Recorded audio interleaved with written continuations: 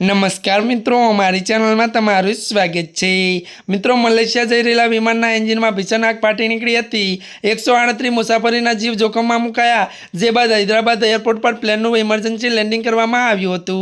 गुरुवारे लगभग 1:45 वागे थयेला इमरजन्सी लेन्डिंगना कारणे मोटी दुर्घटना टળી હતી।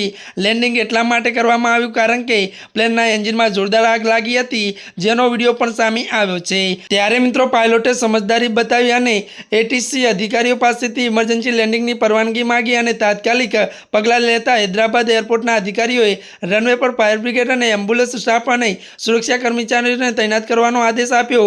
ત્યારબાદ પ્લેન લેન્ડિંગ થતાં જ ઇમરજન્સી લાગેલી આગ કાબૂમાં આવી હતી। જોકે મુસાફરો અને ક્રૂ મેમ્બર સહિત પ્લેનમાં સવાર તમામ 138 લોકો સુરક્ષિત છે અને પ્લેનના એન્જિનને રિપેરિંગ કરવાનો પ્રયાસ ચાલુ છે।